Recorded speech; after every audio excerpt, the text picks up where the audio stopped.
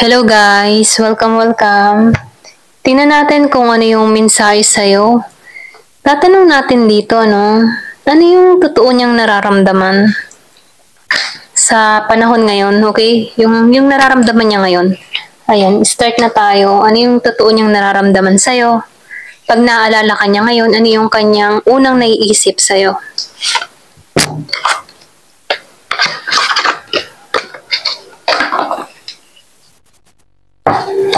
Give it the message. Ano yung totoo niyang nararamdaman sa'yo once na naiisip ka niya or naaalala ka niya dito?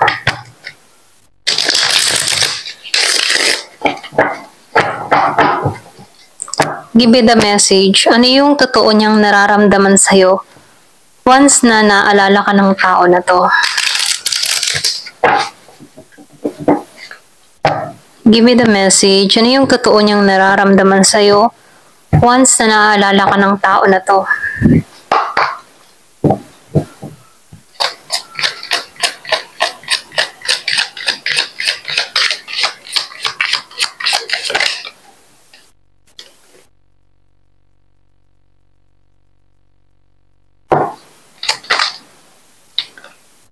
So, nakikitaan ko dito, yung iba sa inyo, nalulungkot siya sa panahon ngayon pag naaalala ka niya. Para bang nawawala yung spark. Pulos lungkot ng emotion. Yung emotion niya dito medyo low, okay? Mababa yung emotion niya.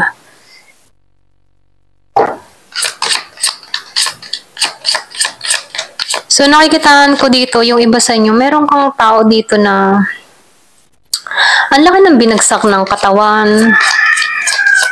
Or pwede rin sabihin na pumayat, okay? Or tumanda, ganon, okay? Hindi halos lahat, ha? Nung nawala ka, yung iba sa inyo, pwede rin sabihin na talagang minahal ka ng tao na to. Kasi nakikitaan ko dito na hanggang ngayon, andun pa rin yung pagmamahal ng tao nito. Malaki yung espasyo yan. Espasyo niya sa'yo, okay? Kumbaga, pagdating sa'yo, malaki yung espasyo niya sa puso niya. Ganon. Yung bang tipo na kapag nakakausap ka ng tao nito or kung magsasama muli kayo, mabubuhayan muli yung puso niya. So, malakas yung impact mo sa tao na to. Malaki yung naging role mo sa buhay ng tao na to. Ito lang nakikita ko. Meron ako nakikita dito na Aries, Leo, Sagittarius.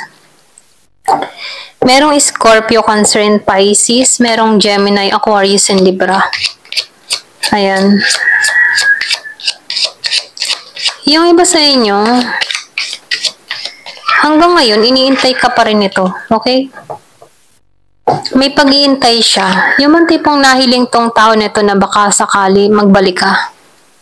Baka sakali mag-message ka. Baka sakali tumawag ka. Ganon. Meron siyang pag-iintay dito. Nakikitaan ko dito, merong nasa ibang bansa or pwede ring sabihin tawid dagat, pwedeng Luzon, Bisaya, or pwede ring Luzon, Mindanao, okay? Ayan, tawid dagat or himpapawid, ganyan. Yung bang mahirap bago makapunta sa'yo, kailangan mo nang maglakbay, ganon. O, ito lang nakikita ko,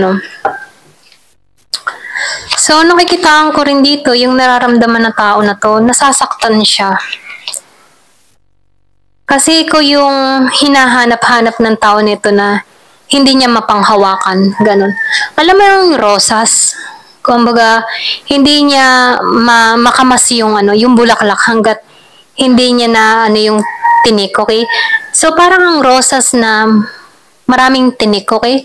Ito lang nakikita ko, kumbaga, maganda, maayos ka, ikaw yung ideal ng tao na to. Sa panahon ngayon, pwedeng napagtanto niya dito na ikaw yung importante para sa kanya, ikaw yung gusto niyang makasama. Kaya lang, matinik ka. I mean, sa matinik ka, yung bang tipo na Yung bang hindi ka malapit-lapitan, okay?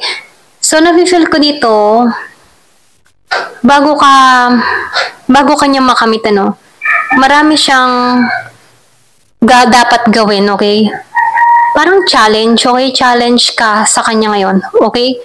So, challenge, kumbaga sa challenge, pwede ring mailap ka, pwede ka rin na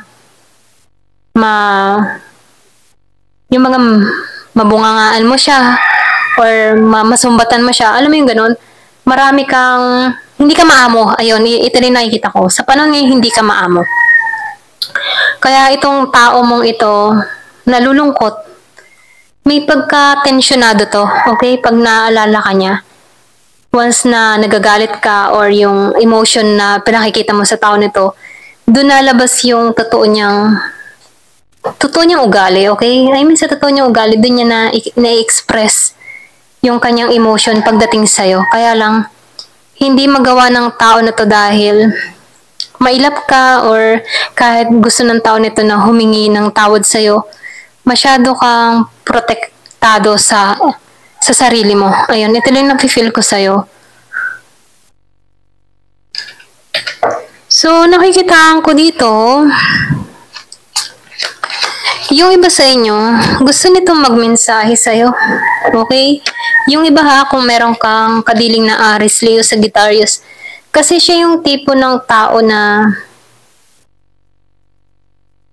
gagawa to ng hakbang or pwede rin kahit may mga problema.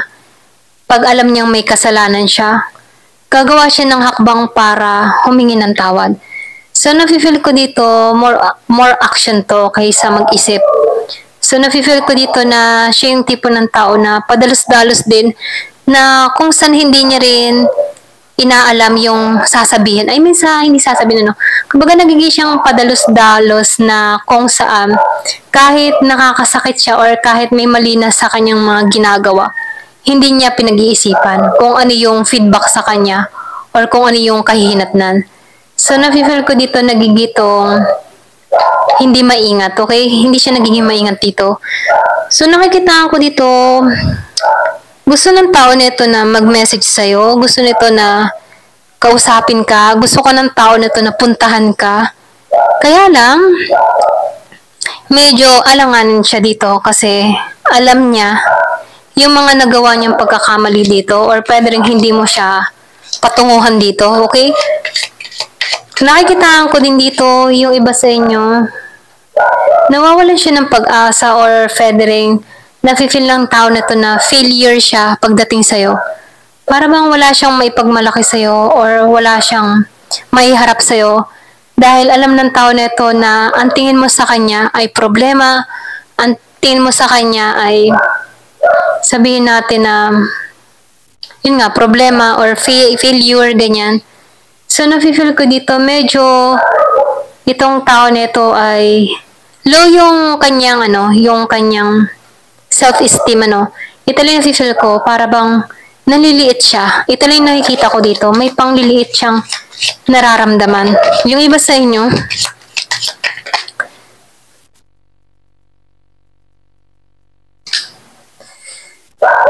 so nakikita ko dito, yung iba naman sa inyo, naisip ng tao neto na malaya ka na. Naisip ng tao neto na hindi ka na naka-stuck sa kanya. Feel din ng tao neto na meron ka ng ibang tinatahak. Alam ng tao neto na hindi ka niya nakontrolado, okay? So, nafe-feel ko dito, itong tao mo meron tong mga kinakaharap na problema. Pasensya na kung meron kayo naririnig na tahol ng aso. So, nafe-feel ko dito, itong tao mo dito, meron tong mga kinakaharap ng problema pagdating sa pera. Katulad nung nakaraang reading ko, marami sa inyo, yung person nyo, problemado sa pera. Okay? Kumbaga, nagigipit, pwedeng walang trabaho, or pwedeng tambay, or pwedeng merong addiction at doon nauubos, nalulusta yung kaperahan niya. Nakikita ko dito na medyo down siya pagdating sa kanyang financial, Ayan, ito lang nakikita ko kung sino man to. So, meron ako nakikitang Virgo, Capricorn, Taurus.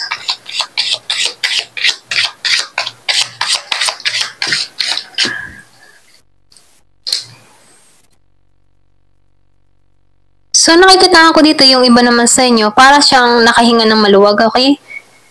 Nakikita ko dito na yung bang tipo na nakalaya siya sa sitwasyon.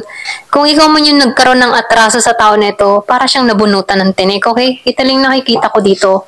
Kung meron kang kadiling na Aries and Leo,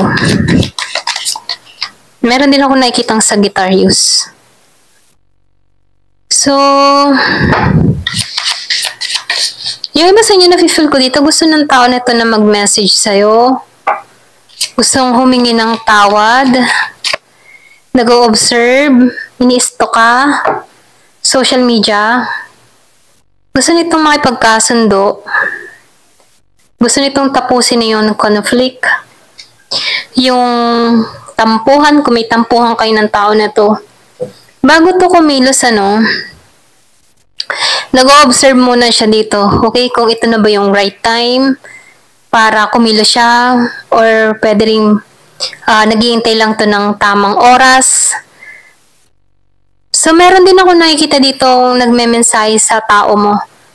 Meron dito nagbabalita kung ano yung nangyayari sa'yo. Merong source, ito lang nakikita ko. Yung iba sa inyo meron dito umaalam, inaalam, or pwede rin nakasubaybay sa'yo. Ayan, pinagtatanong-tanong ka sa mga kaibigan mo kung kamusta ka, or pinagtatanong-tanong ka kung anong ganap sa buhay mo. Yung iba sa inyo nakikitaan ko dito na hindi ka update sa social media, or hindi ka nagpo-post ng mga picture, more private ka. Pero hindi mo naman tinatanggal yung social media mo. Kaya lang, nakikitaan ko dito, nakaantabay ito sa mga post mo. Kung ikaw man before yung mahilig mag-post, bigla ka nagbago dito. Na kung saan, hindi ka nito malaman kung ano ba nangyayari sa'yo. Kaya pinagtatanong-tanong ka nito sa kaibigan mo, or pwede rin ina-add nito yung mga friends mo. Tinitingnan kung ano yung makukuha niyang balita sa'yo. Okay?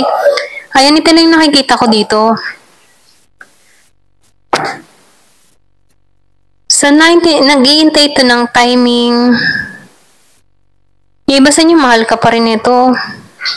Handa ka pa rin itong ipaglaban na yan, pasensya na. Gusto nitong makipagbati.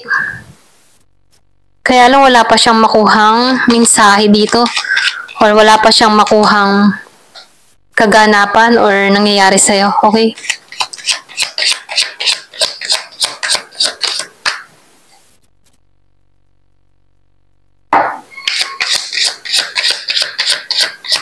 So, nafe-feel ko dito, itong tao mo, naisip niya dito, bago siya magtagumpay sa'yo, kailangan niyang sumuot sa butas ng karayom.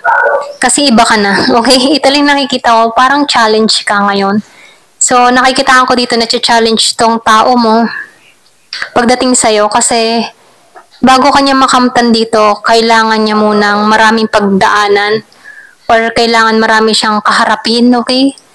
Ayan. Ito lang nakikita ko dito.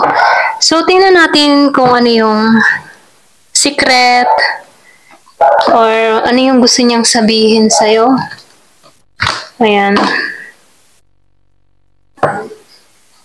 So, tingnan natin dito kung ano yung gusto niyang sabihin sa'yo. Excuse me po. Ano yung gusto niyang sabihin naman sa'yo? Yung malalim, malalim na gusto niyang iparating sa'yo. Mga nilihim niya sa'yo.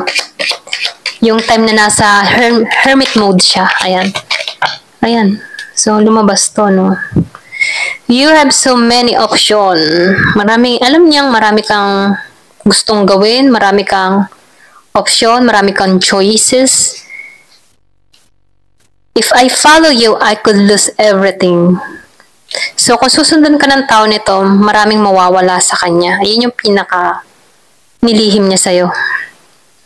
Do you even see me? Do you even see me that way? Ganun ba yung tingin mo sa kanya? Okay, pwede rin, kaya nasabi niya yun, pwedeng napagbintangan mo to, nasumbatan mo to. So, meron siyang ganun tanong, Ganun ba talagang tingin mo sa akin? So, nagdadrama siya dito.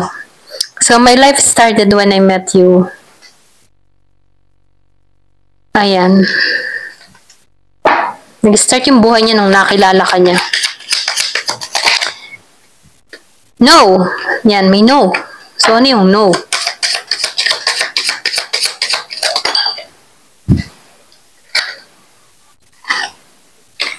Time to ground yourself. So, sinasabihan ka dito, no? Ito na yung time para i-ground mo yung sarili mo. Pero ikaw yung nagsasabi dito na no. My life started when I met you. Sabi mo, no. Pinoprotektahan mo yung sarili mo. Ayan. Masyado kang protektado.